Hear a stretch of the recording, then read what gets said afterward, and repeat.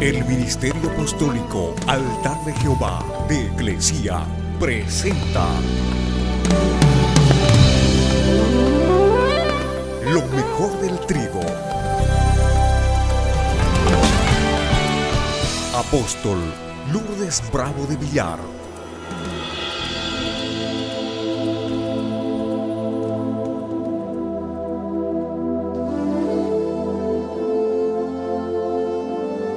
Primera de Reyes, capítulo 19, del verso 1 adelante, dice la escritura así. Y Acab le contó a Jezabel todo lo que Elías había hecho y cómo había matado a espada a todos los profetas.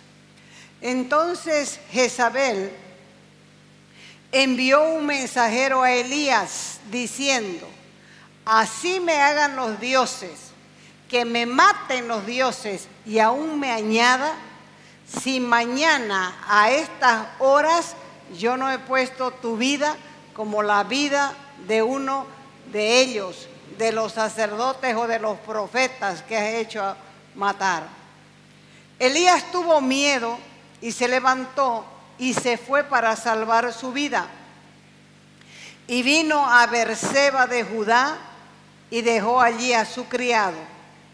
Él siguió y anduvo por el desierto un día de camino y vino y se sentó, dice, bajo un enebro. Pidió morirse y dijo: basta ya, Señor, toma mi vida porque yo no soy mejor que mis padres. Y acostándose bajo el enebro se durmió. Y he aquí un ángel lo tocó y le dijo: levántate, come. Entonces miró Elías y he aquí que a su cabecera o en su cabecera o al lado de su cabecera había una torta cocida sobre piedras calientes y una vasija de agua. Así que comió, bebió y volvió a acostarse. Como creyentes es nuestra responsabilidad ajustar nuestra vida constantemente para comprobar si estamos caminando en fidelidad o si hemos abierto puertas a Satanás, quien es muy sutil para sembrar engaño mediante sus obras. Estamos viviendo un tiempo maravilloso, observando un gran despertamiento espiritual, pero junto con la acción del Espíritu Santo existen continuos ataques del enemigo en contra de la obra de Dios, que se aboca a la restauración por el espíritu de Elías de los matrimonios, las relaciones familiares de padres a hijos y de hijos a padres. Cuenta Primera de Reyes 19 que cuando Elías confrontó al rey Acab, el esposo de Jezabel, y derrotó a 450 profetas de Baal en el monte Carmelo, la reina Jezabel no estaba presente, pero cuando se enteró por boca del rey, ella maldijo por sus dioses a Elías y lanzó hechizos de muerte sobre él y le puso precio a su cabeza. Por eso, tras que le contaron que Jezabel estaba furiosa y que lo estaba buscando para matarlo, Elías entendió que verdaderamente su vida estaba en peligro y corrió, dice, hasta llegar a Beerseba, que quedaba al sur de Judá. Después de esa grande tensión de nervios, más el cansancio que tenía este hombre, y cuando uno está cansado y cuando uno está tenso, no es el mejor momento para tomar decisiones. Elías comenzó a temer por su vida porque él no confiaba en el pueblo. Temía que el pueblo lo delaten donde él estaba, porque el pueblo es voluble y se deja arrastrar por el que grite más. Así que Elías estaba cansado de luchar solo contra todos y se sintió rendido, triste, deprimido, porque la depresión era tan profunda que el profeta deseó morir. Por eso fue que le dijo a Dios: mátame porque yo no soy mejor que mis padres. Estamos viviendo tiempos peligrosos, donde el poder de Jezabel ha sido desafiado por la iglesia.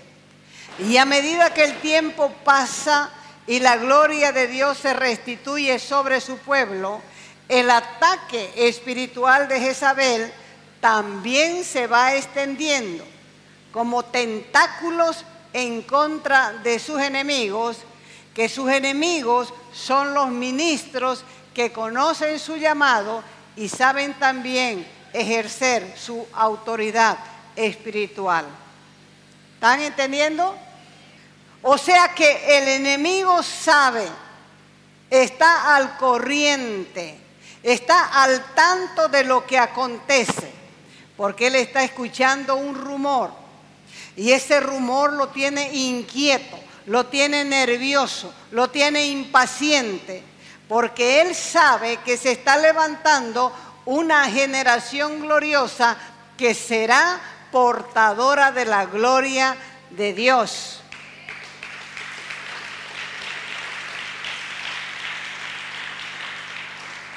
Este conocimiento se irá extendiendo porque el evangelio se predicará hasta los límites de la tierra y se manifestará por todo el mundo, porque está escrito que la tierra será llena del conocimiento de Dios. ¿Cómo va a ser la tierra llena del conocimiento de Dios? La tierra va a ser llena del conocimiento de Dios por la predicación de la palabra del reino. Y va a cubrir la tierra, dice, como las aguas cubren el mar. O sea que el tiempo más glorioso aquí anunciado aún no ha llegado. Pero estamos en los prolegómenos. ¿Qué son esos? Son los sonidos previos, los sonidos anteriores, los sonidos delanteros. Así que apuntemos a clamar porque esta palabra se cumpla a cabalidad en nuestro tiempo. Eso va a ser glorioso si nosotros aprendemos a clamar que se cumpla en nuestro tiempo. Porque si se cumple en nuestro tiempo, nosotros vamos a ver cosas que los antiguos desearon ver, pero no pudieron. Jezabel no cohabita, no convive con nadie. No hay autoridad que la gobierne. No hay autoridad que la someta. Es un espíritu independiente. Porque el espíritu de Jezabel odia la autoridad de Dios y está dispuesto a destruir los propósitos establecidos por él para la familia. Todos sabemos entonces que el varón ha sido constituido como cabeza del hogar, sobre la esposa, sobre los hijos, y eso ya no sorprende a nadie, ni es novedad tampoco, ni está en discusión. Pero Jezabel odia a muerte la autoridad espiritual. No se somete, no se sujeta, porque ella manda. Por eso también en la iglesia no respeta la autoridad delegada auténtica. Trata de menoscabarla, de perjudicarla y también de dañarla. Lo que no ha entendido es que esa autoridad tiene respaldo divino. Y este espíritu vuelca toda su estrategia, su habilidad, su astucia, tratando de destruir, de echar por tierra la obra de Dios o atrasarla. Dos cosas se necesitan para recibir la autoridad de Dios que viene de arriba. Una es la obediencia y la otra es la humildad. En cambio, toda autoridad que viene de abajo está basada en la manipulación carnal, en el control de la mente, y se alimenta con el manipuleo y con el manoseo del alma. Ahí en el alma están los sentimientos, ahí en el alma están las emociones, y eso es precisamente lo que manipula Jezabel. Desafortunadamente hay en el mundo cualquier cantidad de ministros que son expertos de la manipulación. Se valen de sus dones, de sus métodos humanistas, y tienen la capacidad de explotar el arte de su carisma, de su gracia y de su bendición. Y mientras la iglesia esté dormida, escúchelo bien, mientras la iglesia sea insensible, esté anestesiada, esté adormecida bajo un ambiente de atontamiento, el maligno no tiene problema ni preocupación. Pero cuando emerge la autoridad que Dios establece, comienza la guerra. Y Jezabel usa a cualquiera que se deje usar. Ya les dije en otra ocasión que el espíritu de Jezabel no tiene sexo. Puede ser hombre o puede ser mujer. Las armas principales de este principado diabólico son la seducción y el temor. ¿Qué es seducción? La seducción es el acto de seducir, de inducir, de estimular, de influir, de inclinar, de convencer a alguien con el fin de modificar su opinión o hacerle adoptar un determinado comportamiento según la voluntad del que seduce. La seducción también se usa en el arte y la maña de engañar. ¿Para qué es la seducción?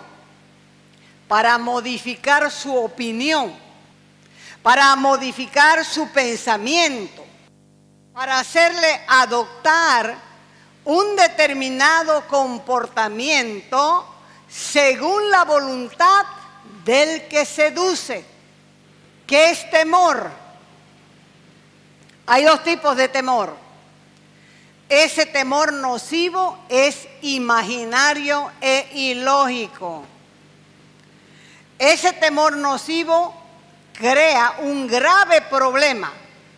Algunos temores antinaturales se convierten en fobias, y quienes padecen de estas fobias son incapaces de liberarse de sus sentimientos negativos. Fíjese, la influencia del enemigo es seducirte, y la influencia del enemigo es hacerte tener un falso temor.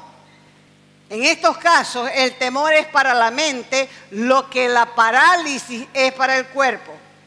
Y cuando el miedo es constante, uno pierde la confianza en sí mismo y en la propia capacidad.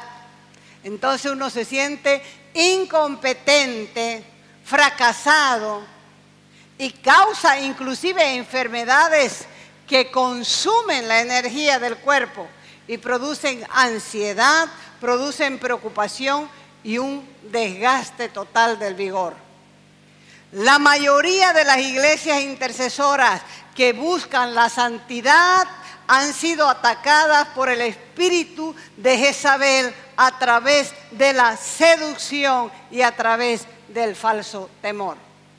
Y cuando el líder principal no quiere confrontar por evitarse problemas, Jezabel se aprovecha, saca ventajas de la situación, se cuida menos, y sus ataques son abiertos, sus ataques son atrevidos, tratando de controlar al líder. Y si no puede hacerlo con suavidad, le va a declarar la guerra a muerte porque el líder es su blanco. Dios quiere manifestar su gloria sobre su pueblo. Y nos advierte a través del sacerdote Elí para que nosotros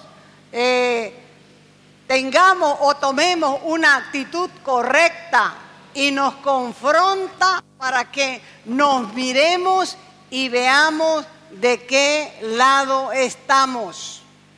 El pecado hay que confrontarlo donde aparezca. Eso es verdadero amor. Primera de Samuel, capítulo 2, del verso 27 adelante. Dice, vino un varón de Dios a Elí. ¿Quién era Elí? Era el sumo sacerdote a quien Dios le mandó un profeta, un varón de Dios. ¿Por qué le mandó un varón de Dios, un profeta, al sumo sacerdote? Porque el sumo sacerdote no le hacía caso a lo que el Espíritu de Dios le mostraba. Así que vino un varón de Dios a Elí y le dijo, así ha dicho Jehová. Y viene la pregunta, ¿no me manifesté, revelé yo claramente, le dice, a la casa de tu padre? Cuando estaban en Egipto, en la casa de Faraón, y yo te escogí, dice, por mi sacerdote, entre todas las tribus de Israel, para que ofrecieses sobre mi altar y quemases en mi altar incienso, y llevases la vestidura sacerdotal del efod delante de mí, y di a la casa de tu padre todas las ofrendas de los hijos de Israel. Y le hace otra pregunta también. ¿Por qué habéis hollado, pisoteado, mancillado mis sacrificios y mis ofrendas que yo mandé ofrecer en el tabernáculo? Y has honrado, le dice, a tus hijos más que a mí. Se han engordado con lo principal de las ofrendas de mi pueblo. Por tanto, le dice el profeta, Jehová, el Dios de Israel, dice, yo había dicho, le dijo, que tu casa y la casa de tu padre andarían delante de mí perpetuamente. Mas ahora ha dicho Jehová, no voy a hacer nunca eso, porque yo voy a honrar a los que me honran y los que me desprecian, los que me arrinconan, los que se desatienden de mí, van a ser tenidos en poco. Cuando ellos salieron de Egipto, la familia de Elí recibió el privilegio del sacerdocio, promesa de que sería un sacerdocio transmitido, hereditario, porque todos los descendientes de los levitas servirían en la presencia de Dios. Pero fue más fuerte su amor paternal de Elí por sus hijos, porque Elí toleró que sus hijos ensuciaran el ministerio, y el juicio de Dios no se hizo esperar sobre él y sobre su descendencia, porque los hijos de Elí servían en el ministerio. ¿Por qué Dios le habló así? Debido a que Elí fue cómplice solapado de sus hijos, con una corrección débil, porque dice la Escritura que Elí honraba a sus hijos más que a Dios.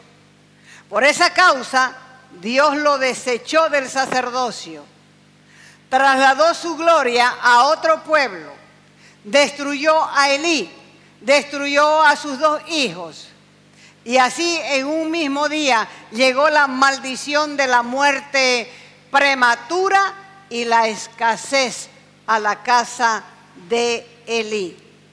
Cuando usted tenga pecados en la casa y sus hijos están bajo su autoridad y usted no corrige, está cometiendo el mismo pecado que Elí.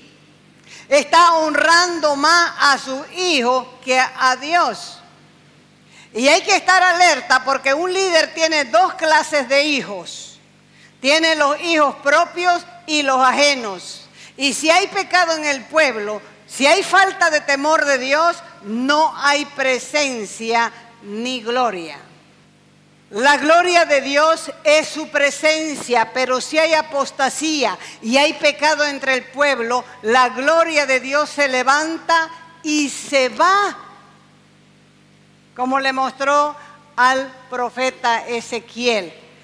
Ezequiel capítulo 8, verso 8. Y me dijo, está hablando Ezequiel, hijo de hombre, cava, le dijo, hace un hueco en la pared. Y cavé en el muro, dice Ezequiel, e hice una entrada. Entonces me dijo, entra y ve las cosas perversas, malignas, retorcidas, abominables que ellos cometen aquí. Ezequiel dice, entré pues y miré. Y he aquí que había toda clase de reptiles, bestias y cosas abominables, y todos los ídolos de la casa de Israel estaban grabados en la pared por todo alrededor. Y de pie, dice, parado frente a ellos estaban 70 hombres de los ancianos, de los líderes, de las autoridades de la casa de Israel, y entre medio de esos líderes estaba Haazanías, hijo de Safán, parado entre ellos. Y cada uno de esos líderes, de esas autoridades, de esos ancianos, tenía en la mano un incensario, dice, y el aroma de la nube de incienso subía. Me dijo entonces, hijo de hombre, ¿has visto lo que estos hacen en la oscuridad, en las sombras? Son ancianos, son líderes, son autoridades en la casa de Israel. Y cada uno tiene imágenes grabadas en su cámara. Porque ellos dicen, entre comillas, Dios no nos ve. El Señor ha abandonado la tierra. Para Dios no hay secreto. Él ve el pecado, aunque se realice en lo oculto, en la oscuridad, de noche, suponiendo que nadie va a ver, pero sucede que la gente ve y Dios también.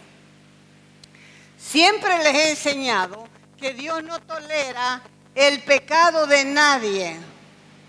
Y si la persona no quiere arrepentirse, saca a luz el pecado. Y además de eso, Dios levanta su gloria de su tierra y se va. Nosotros hoy somos el templo de Dios. Y cuando hay pecado en este templo, siente una sensación de vacío, pero es porque no hay gloria por causa del pecado. Entonces, ¿cuál es la tierra que Él deja hoy? La tuya, porque hemos sido formados del polvo de la tierra. Somos la tierra donde Dios deposita su gloria, porque hoy Él no habita en templos humanos. Así que si hay pecado en tu vida, Él te dejará. Muchos no se dan cuenta del por qué cualquier problema los fatiga. Y pasan su tiempo reprendiendo al maligno sin darse cuenta que es Dios que se ha colocado al frente para que reaccionen. ¿Dios está hablando a su pueblo? Sí. ¿Vos sos su pueblo? Entonces te está hablando a vos. Y es para que endereces tus caminos, para que su gloria retorne a tu tierra y seas bendecido. Póngase de pie. La santidad conviene a su casa. Y la santidad conviene a tu casa. Esta es la casa de Dios. Somos responsables, les dije al principio, de ajustar nuestra vida. Ajuste su vida a las demandas de Dios. Haga las cuentas con Dios. Dígale. Si no sabe, repita conmigo. Pero repita fuerte. Si no sabe cómo hacerlo, si nunca ha sido sincero con Dios, repita conmigo. Primero las mujeres. Dígale al Señor: Padre, tenés razón. En todo lo que estás hablando, tenés razón. Es cierto, Dios. Es cierto que mi corazón se inclina a una relación sexual. Es cierto que mis hormonas gritan por tener una relación sexual. Pero tú dijiste en tu palabra que me has puesto como Señor del pecado. Yo quiero rendir mi sexualidad a ti. Quiero venir a ti a que controles mis hormonas. Controla, Señor, mis hormonas. Rindo mis hormonas a tus pies. Yo quiero ser una persona casada. Yo quiero ser una mujer casada. Quiero ser una mujer que te dé honra. Y yo quiero que en tu tiempo me concedas un esposo que me honre, que me respete, que me ayude a caminar hasta el final. Lávame con tu sangre, Dios. Limpia la impureza de mi vida. Limpia las malas palabras con que a veces hablo en doble sentido. Limpia mi mente. Limpia mis pensamientos. Saca la suciedad de mi vida y cambia mi herencia, Dios. Cambia mi herencia. No quiero repetir la misma historia de mi familia. Quiero ser una mujer diferente. Concédeme la gracia de vivir para ti, Jesús, en el poder de tu Espíritu. Ayúdame y enséñame a decir no al pecado por la sangre del Cordero. Por la sangre del Cordero. Por la sangre del Cordero. Y ahora los hombres repitan conmigo. Padre, en el nombre de Jesús, quiero pedirte perdón porque no respeto falda, no respeto pantalón, se me salen los ojos para pecar. Quiero pedirte perdón, Dios, por ofenderte tanto, por el adulterio, por la fornicación, por la masturbación, por estar buscando películas pornográficas, por no respetar a las hermanas o a las mujeres. Quiero pedirte perdón. Yo no quiero que mis hijos, mis hijitas principalmente, practiquen lo que yo he practicado. Perdóname, Dios. Perdóname. Lávame con tu sangre. Tenés razón, Señor. Tenés toda la razón. Yo quiero agradecerte, Dios. También yo entrego mi sexualidad. Quiero que me concedas la gracia de una buena esposa que me ayude a caminar en la fe, en santidad. Una mujer que te dé honra a ti y me dé honra a mí. Yo quiero una mujer santa, tuya. Y yo te doy gracias, Dios, por llamarme a santidad, por no permitir que yo siga pecando, por no permitir que yo siga viviendo erradamente y pensando que porque soy hombre tengo derecho. Lávame, Dios, con tu sangre. Limpia mi mente. Limpia mis genitales de toda inmundicia. Sana de toda enfermedad, de toda impureza. Y te doy gracias, Dios, porque vos no quieres que sea seducido, engañado, que viva pensando que estoy camino al cielo cuando estoy de bajada al infierno. Ayúdame, Dios. Guarda mi corazón y enséñame a vivir en santidad por la sangre de Jesús.